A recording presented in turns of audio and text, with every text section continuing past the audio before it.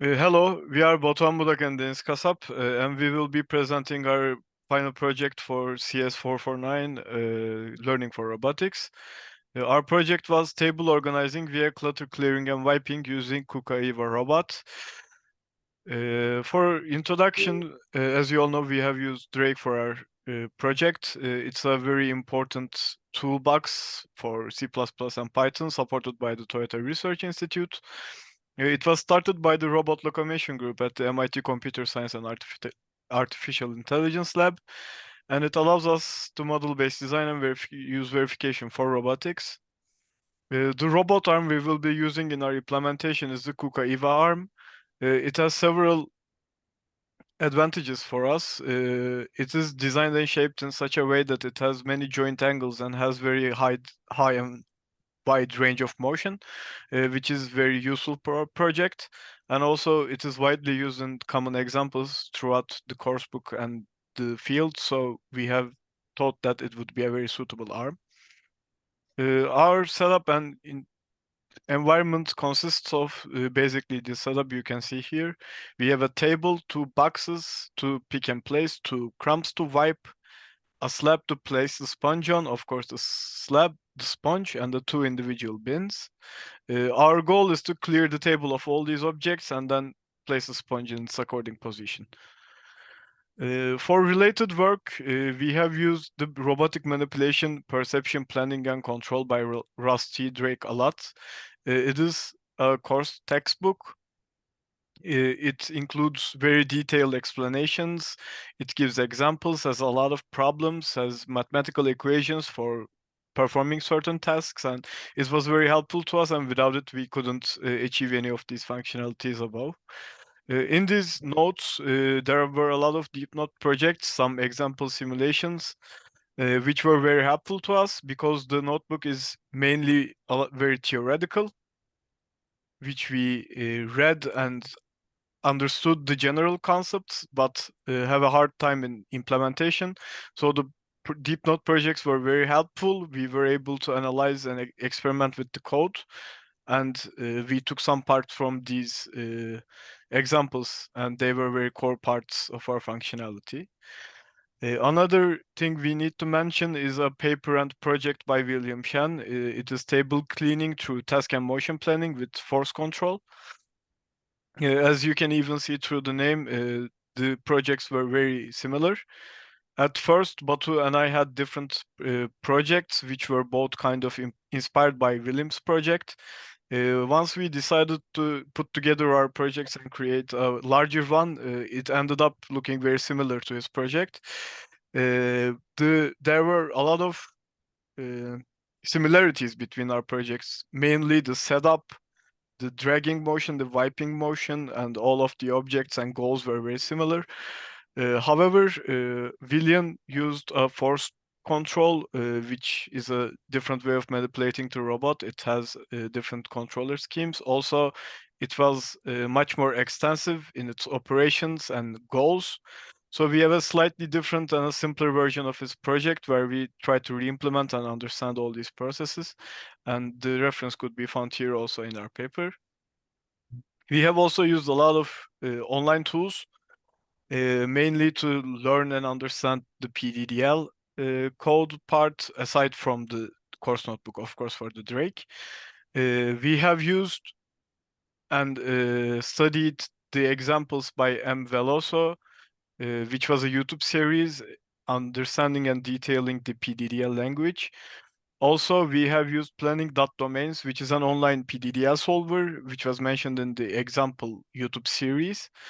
We had downloaded and tried many different Python libraries for solving PDDLs, but we were unable to run the libraries we have set up in our local environments in the deep note environment. So we decided not to use them and use a online cloud-based solution for this problem. Batu will go on with the methods and algorithms part now. Thank you. For the methods and algorithms, first of all, implementing a system where a robot arm should pick and place objects and pick and drag objects requires selecting good grasps. So we first defined the canonical frames for our problems. One of the important things while reconstructing these frames were defining grasp and pre-grasp poses. We also include some intermediate steps to get a more robust simulation.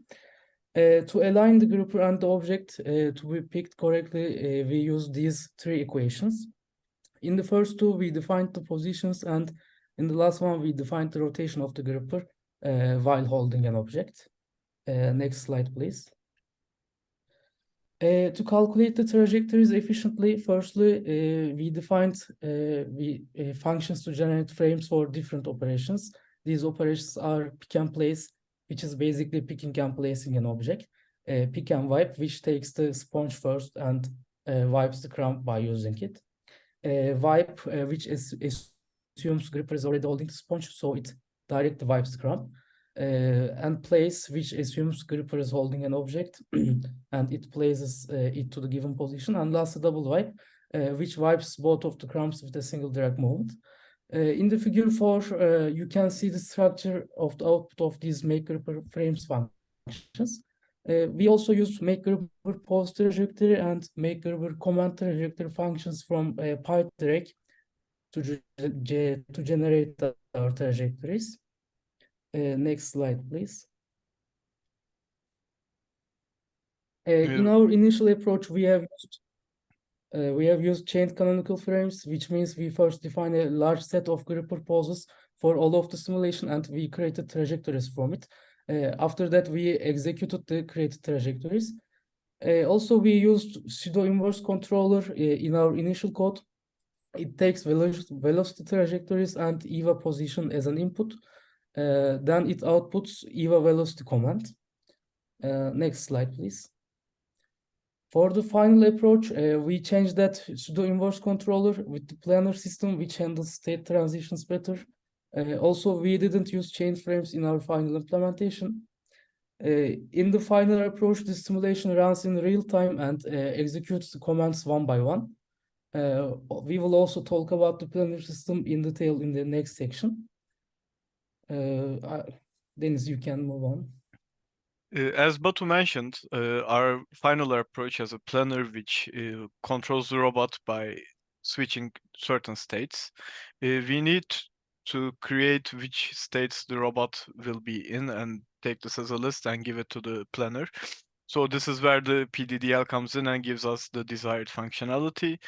PDDL works by defining two files in our case, a problem file and a domain file.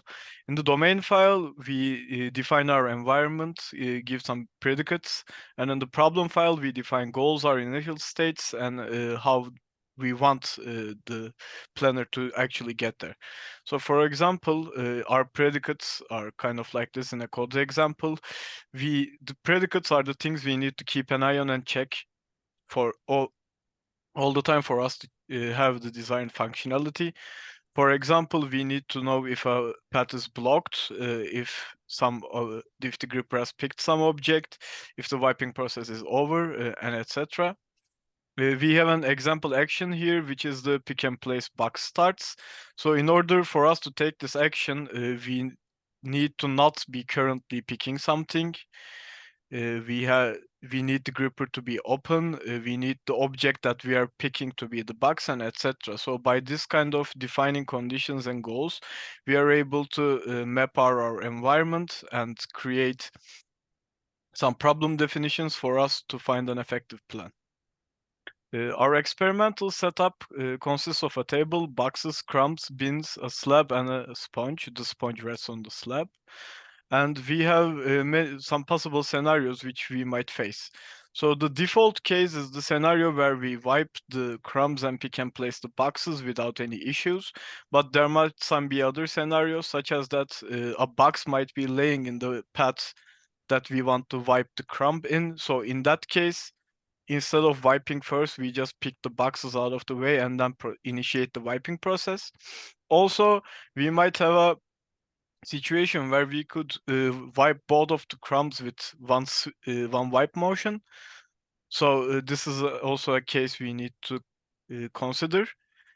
Our planner has a function which it runs initially to assess the environment and calculate these kinds of if there are obstructions in the past, if there are multiple sieves with one wipe available and so on, and communicates this to the PDDL for the PDDL to generate a better and more representative plan. So Batu will now talk more about the planner here. Okay, planner can be considered as the workhorse of this system. It works like a basic state machine. It calls necessary functions according to the state and stores the function results in its context to make it reachable from any function in it. Also, it has enough input and output ports to get the relevant information and command to the downstream controllers, such as EVA Robotar. It has three core functions, which are create motion plan, update, and run. Create motion plan function runs initially to create a plan using PDDL, and it stores the results. Update method runs periodically and handles the state changes. It also calls the run method after a state change. Run method calls the functions to create trajectories for gripper with respect to the current state and runs it by connecting trajectories with output ports. Next slide, please. This is our system diagram. You can see the all connections in this system from this figure. On the left side, you can see the manipulation station, which represents our robot arm. On the middle, you can see the planner, and it takes its inputs from the manipulation station. Planner's output ports are connected to the manipulation station and differential inverse kinematics integrator, which actually generates joint positions from its inputs. Also, it is connected to port switch system, which controls the data flow of the system. Next slide, please. For our initial implementation, we successfully completed the pick and place and wipe actions. And it was also able to perform concatenated actions. However, there were some slight mismatches in the real-time data after a certain number of concatenated actions, which results in failing simulations and failed grip operations. Now, Deniz will talk about final implementations, result of final implementation. For our final implementations, we were again successfully able to execute pick and place and wiping motions. We were able to clear the table successfully. Our improvements gave us the ability to work in different locations and different sets of objects with the scope of our experimental setup, meaning that if there are any collision paths or some failed positions, we are able to react to these situations. We are able to generate different plans for different scenarios, meaning the robot arm will not follow the same path over and over again, but actually follow the path that is best suited for the current situation we are facing. Thanks to our implementation with the final planner, we were able to get rid of the mismatches and the imperfect calculations since we had mechanisms to overcome those issues. And finally, we were able to assess the environment and generate the plans according to those environments before controlling the robot in real time. So we would like to show some simple cases from the videos where we have shot. So as you can see here, in our default case, the robot always prefers to pick up the sponge. And as you can see, it just wipes the crumbs one by one and then initiates the pick and place options for the different boxes. However, in the case of a collision in a possible path, such as if the robot arm tries to wipe this crumb off this path, it will get stuck and collide with this box. So in this case, the robot just never goes for the sponge, but instead it handles the pick and place operations first, as you can see, and then proceeds to wipe the crumbs as expected. One more scenario we wanted to show is that the possibility of a double wipe, and as you can see here, the robot arm, as expected, goes for the sponge first, wipes both of the crumbs at the same time, and then goes for the respective pick and place operations. Also, we handle the cases where both of these issues are present in once and in many other different concatenated positions. Coming back to our report, we want to discuss our findings and discussions. So we have faced some errors. The mismatches and calculations were were generally faced in our first implementation. This happened because we were trying to calculate the trajectory for the whole motion at first initially, and the real-time data of the positions of the gripper and the robot did not match our expectations perfectly, as Batu have mentioned previously. This is why these types of things happened. While using the pseudo-inverse controller, once we have calculated our pose trajectories, we needed to take the derivatives of those trajectories in order to obtain speed trajectories, which were the desired inputs of the pseudo-inverse controller.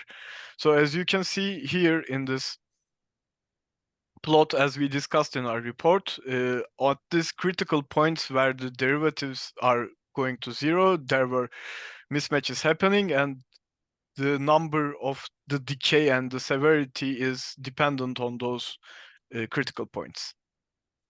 Batu will now talk on other errors we have faced while our implementation. Uh, as you can see, these plots are generated from real-time data while the simulation is running. You can observe that from the plots. Order that the final position of the former plot overlaps with the initial position of the succeeding one.